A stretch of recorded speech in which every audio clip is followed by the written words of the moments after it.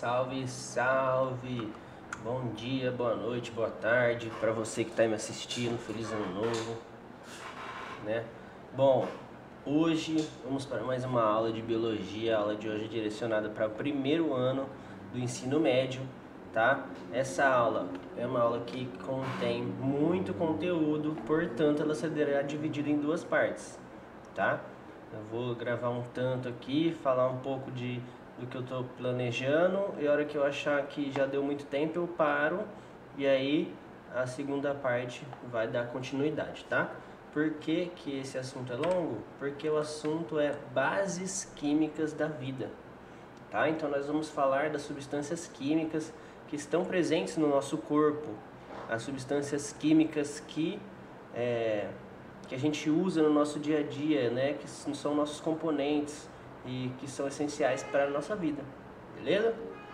Bom, primeira coisa que eu queria falar é um conceito para vocês, que é o conceito de substância orgânica e inorgânica, né? Quando a gente vê esse nome, a gente já imagina que orgânica tem a ver com organismo e inorgânica que não tem a ver com organismo. E foi isso que o Berzelius falou mesmo, né? Ó, orgânica que tem de origem vegetal, que é um organismo, ou animal, que também são organismos, né?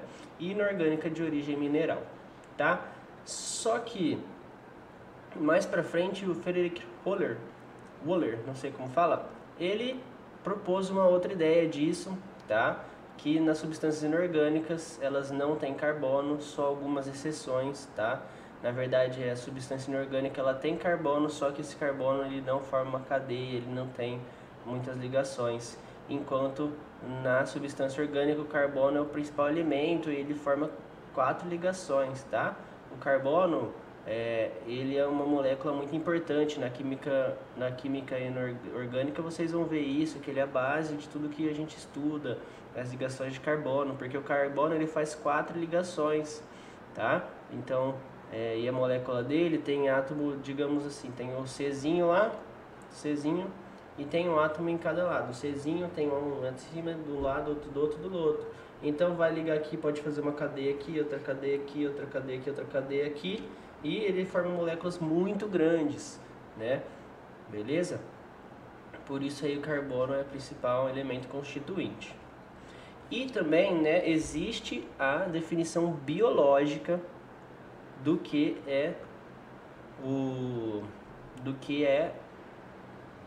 organismo orgânico e inorgânico, né? Na definição biológica, tudo aquilo que pode ter passado pelo organismo de um ser vivo, ter feito parte do metabolismo de um ser vivo, é orgânico, tá? Então todo o carbono é orgânico, porque por mais que ele tenha se transformado, ele uma hora ou outra ele fez parte do organismo do ser vivo, tá?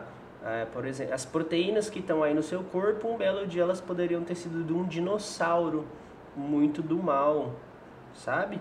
Por quê? Vai saber, né? De onde que elas vieram, qual foi a história delas. Porque tem aquela lei de nada se cria, nada se destrói, tudo se transforma. Eu não falei na ordem certa, mas a ideia eu passei, beleza? Bom, pra gente ter uma ideia, né? A água é de 75 até 85 de composição dos corpos dos seres vivos. Depois vem as proteínas, seguidas pelos lipídios, que são classificados como substâncias estruturais. Os carboidratos, que são substâncias energéticas. Os ácidos nucleicos, que formam o nosso DNA, o nosso RNA. E outras substâncias, que são as vitaminas e sais minerais, que a gente vai falar mais sucintamente sobre. Beleza? Bom, não tem outra opção a não ser começar pela água, tá? Deixa eu ver só se está certinho aqui, se está tampando a câmera. Não tá? Bom, a água. Cara, a água, né? Só de falar de água eu já tô ficando com sede. E você já tá careca de saber que é importante a gente conservar a água, né? Que a água é essencial para nossa vida, para a vida dos animais, que o nosso planeta é o planeta água, tudo isso, né? E por que que a água é tão importante? Vamos lá. Por quê? Bom, primeiro que a água é uma molécula polar, tá? A gente pode ver que ela tem um lado negativo e outro lado positivo, tá? E essa configuração da molécula de água permite que ela faça ligações de hidrogênio. Você pode ver, ó, aqui, a parte negativa ela se liga com a parte positiva. Em cada molécula de água, como você pode ver aqui, pode fazer 4 ligações de hidrogênio, tá? Essas ligações de hidrogênio, inclusive, estão presentes nos nossos DNAs, né? Elas ligam, as pontes de hidrogênio ligam o nosso DNA, tá? E isso faz com que a água tenha diversas características, né? Como, por exemplo, a característica da coesão, tá? Por se ligarem tão facilmente as moléculas da água, elas tendem a se conectar umas com as outras, né? Ficando coesas, ficando próximas umas das outras, tá? E esse potencial de coesão, ele é muito importante, tá? Beleza? O que mais? Bom, a água, ela tem um alto calor específico. Significa que a temperatura para a água passar de estado físico é alta, tá? A energia que requer para a água passar de estado físico é alta, tá? Isso é importante. O que mais? O alto calor de vaporização, né? O alto calor específico tem a ver com transformações em geral, de vaporização tem a ver com virar vapor, né? E ela tem a capacidade de alterar a densidade, né? Se você não lembra, a densidade é a massa sobre o volume, né? A gente sabe que, por exemplo, o gelo, ele é mais denso do que a água líquida e o vapor é menos denso, tá? E não são todas as substâncias que têm essa capacidade de alterar a sua densidade, tá bom? Por isso que quando você deixa lá se você deixar uma garrafa de vidro muito cheia no congelador muito tempo, provavelmente ela vai explodir, né? Porque ela alterou a densidade da água, ficou maior o espaço e ela acabou explodindo na sua garrafa, tá? Bom, essa característica das moléculas de água de se ligarem, ficarem muito próximas, elas causam a tensão superficial, tá? A tensão superficial permite, por exemplo, que alguns insetos andem sobre a água, porque eles têm uma massa tão pequena, mas tão pequena, que eles não vão quebrar essa tensão superficial, né? Por exemplo, se você tá lá na piscina, tá sem nenhum vento, aí você fala assim, eu vou dar um mergulho na piscina. Fala, não vou dar mergulho não, mergulho qualquer um dá, eu vou dar uma barrigada para provar que eu sou pá. Aí você vai dar uma barrigada, se não tá nenhum vento, não tem nada movimentando a água, cara, ela tá tensa. A água tá tensa, porque ela tá cheia de tensão superficial. Você vai dar aquela barrigada, meu parceiro, você vai se machucar, porque não é brincadeira, tá? Por exemplo, porque se eu pular da ponte no rio não vai acontecer nada. Depende. Se dependendo da altura, essa tensão superficial aí pode ser suficiente para quebrar seus ossos quando você cair na água, tá? Principalmente se você cair do jeito errado. Beleza? Então essa é a propriedade muito legal da água, né? Outra propriedade legal é a capilaridade, né? Se você pegar um tubo fininho e você colocar ele na água, a água vai começar a subir, tá? A água vai subindo por causa da adesão, né? Essa é a teoria da adesão-coesão, inclusive essa teoria é utilizada na botânica, né? A teoria mais aceita para entender a respiração, como que ocorre o movimento de água na planta. Então, como que a água sai das raízes para as folhas, né? É a teoria de Manch, não sei das quantas, que eu esqueci o nome. E ele fala que a teoria da adesão-coesão, conforme a folha vai evaporando a água da folha, a água que está aderida a ela, está coesa a essa outra lá, essa vai evaporar, que estava embaixo vai subir. E todas que estão embaixo vão subindo também, tá? E aí devagarzinho a água vai subindo, até porque os vasos condutores de água nas plantas são pequenininhos, entendeu? Então eles têm esse potencial de capilaridade, beleza? Além do mais, né, temos a propriedade da água como solvente, né, que a água é o solvente universal, né? A gente já ouviu falar aí 1000 vezes que a água, ela qualquer coisa, você joga qualquer coisa na água ali, quase qualquer coisa, né, menos óleo, ceras, né, lipídios, e ele vai dissolver na água, né? A água é o solvente universal. Beleza? Fechou? Entendeu aí? Bom, sais minerais. Bom, o que são sais minerais? Sais minerais são diversos elementos químicos, né? A gente pode ver aqui, ó, o potássio, o magnésio, o manganês, o sódio, esse aqui é o fósforo, o selênio, o zinco, o cálcio, o cloro, o cobre, o ferro e o irídio, não sei se é um I, e não me pergunte como eu sei isso, eu apenas sei, tá? Bom, são substâncias que nosso corpo precisa, tá? Nosso corpo precisa para ter um funcionamento da sua fisiologia de forma adequada, tá? Nós precisamos de todos esses elementos que fazem parte dos sais minerais. Só que muitas vezes a gente não consegue eles na nossa alimentação regular, então a gente precisa sair um pouco da caixinha, tá? Comer coisas diferentes, né? Mas eles são muito específicos, a gente não precisa de tanto, tá? Por isso que é difícil alguém ter um defeito. Ah, você tá com poucos sais minerais, você precisa comer mais sais minerais, tá?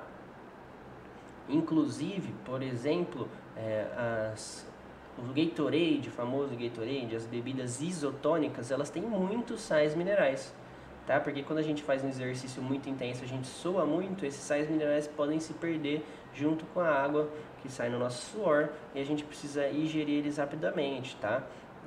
Eles são utilizados em processos metabólicos. Então, por exemplo, atletas de alto desempenho, de alto rendimento, quem corre uma maratona, os caras vão precisar tomar um Gatorade ali no meio da maratona, tomar uma água pelo menos, né? Porque eles vão ter que repor isso aí. Fechou? E outras coisas são as vitaminas, tá? Que também são necessárias para nossas atividades metabólicas, né? As vitaminas são divididas em hidrossolúveis e lipossolúveis. Hidro significa água, lipo significa gordura, né? Então, são as vitaminas que se dissolvem na água, são as vitaminas que se dissolvem na gordura. E são extremamente necessárias para os nossos processos metabólicos, né? E muitas delas a gente não produz, né? Ou se a gente produz, a gente precisa ainda pegar alguma coisa anterior, um precursor, para produzir ela de algum alimento, né? Por exemplo, um exemplo bem claro que eu tenho é que quem vira vegano, vegetariano, tá? Precisa suplementar uma hora ou outra a vitamina B12. Ela tá aqui embaixo, ó. A vitamina B12 é uma vitamina que está ligada com os nossos processos de memória, com a gente guardar a memória, tá?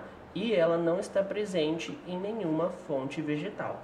Não existe até hoje encontrado vitamina B12 numa fonte vegetal, tá? Então quem é vegetariano, vegano, precisa suplementar B12, senão essa pessoa vai ter problemas na hora de memória uma hora ou outra, né? É claro que demora bastante, não é que você, por exemplo, virou vegetariano, daqui 2 dias você vai ter que suplementar, não, pode demorar bastante, né? Isso tem que ter um acompanhamento próprio de uma nutricionista.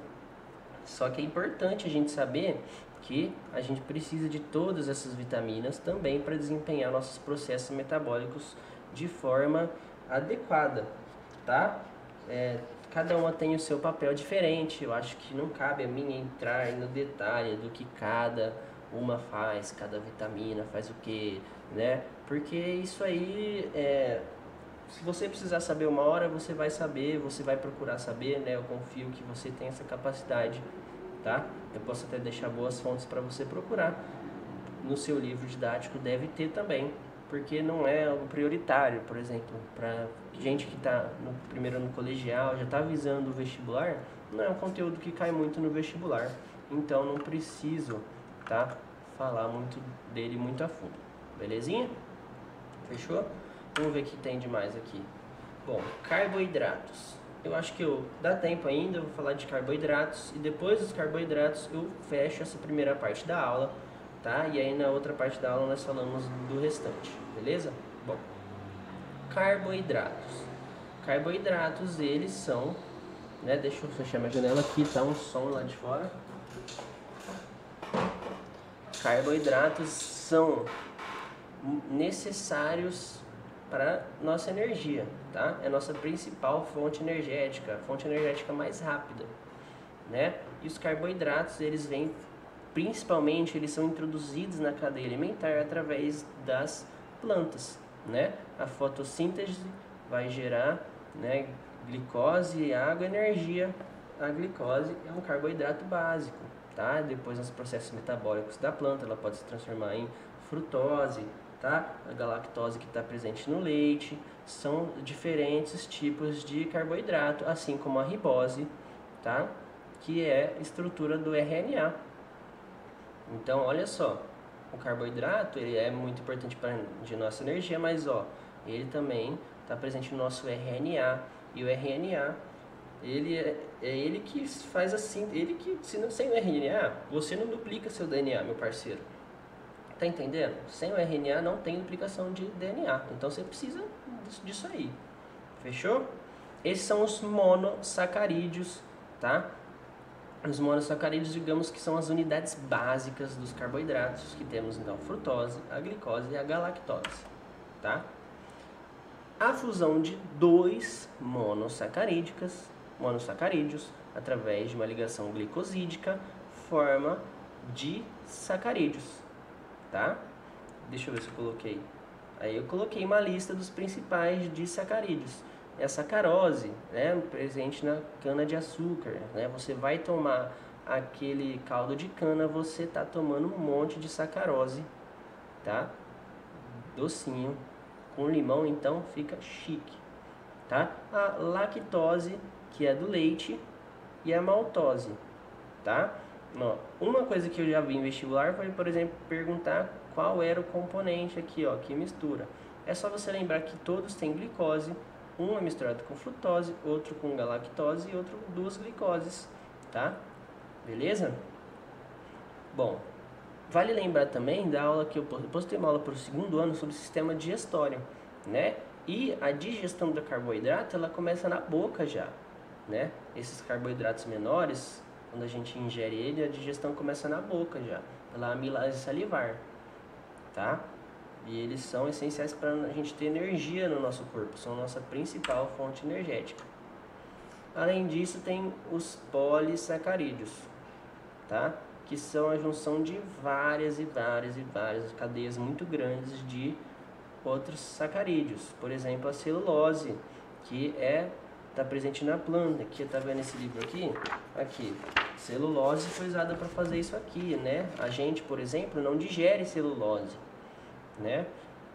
A vaca, o boi, eles têm um organismo específico e eles têm uma simbiose com uma bactéria que digere celulose para eles conseguirem retirar a energia dessa celulose, tá?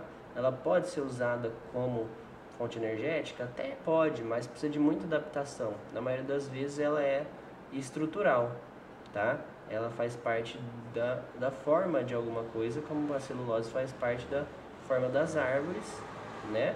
E a quitina, temos dois exemplos. Os fungos, tá? Tem quitina na sua formação, e o exoesqueleto dos artrópodes também tem quitina na sua formação. Então, por isso que são estruturais. Os energéticos. O amido, que está nas plantas, né? Que é produzido pelas plantas, que a planta vai juntando. Por exemplo, a batata que vai juntando lá na terra um monte. Vai já juntando aquela batatona embaixo da terra, uma cadeia longa, tá? De carboidratos, né? Se a gente pensar que carbo tem carbono, né? E no começo dessa aula eu falei para você o quê? Que o carbono ele é capaz de fazer longas cadeias, não é? Ele faz longas cadeias e isso que dá para ele, olha só, diferenças, quantas diferenças, quantos usos diferentes os carboidratos podem ter, né? Só por causa dessa questão de fazer longas cadeias, tá bom? E não é só nos carboidratos que os carbonos estão presentes, só para deixar claro, beleza? Nós ainda temos os polissacarídeos energéticos, que são aqueles que a gente come, né? Que eu acabei de falar do amido que está lá na batata, na mandioca, tem um monte de amido. E o glicogênio, que é a nossa forma de reserva, é como a gente reserva, tá? Inclusive isso aqui dá para fazer uma aula só falando um pouco do glicogênio, da glicogenólise, da glicogênese, da influência disso na pessoa, né? Da diabetes, que isso tá ligado com a diabetes dos dois tipos, tá? É uma outra aula, fechou? Bom, eu falei um pouco da água, vitaminas, sais minerais e dos carboidratos nessa parte, tá? Falta falar de lipídios e de proteínas, tá? São dois assuntos que tem bastante coisa para falar, então eu vou deixar eles para a próxima parte da aula, belezinha? Fechou? Bom, muito obrigado por acompanhar até agora. Se você gostou dessa parte, fica aí não, né? Espera sair o próximo vídeo da próxima parte, belezinha? Fechou? Tamo junto, valeu, grande abraço.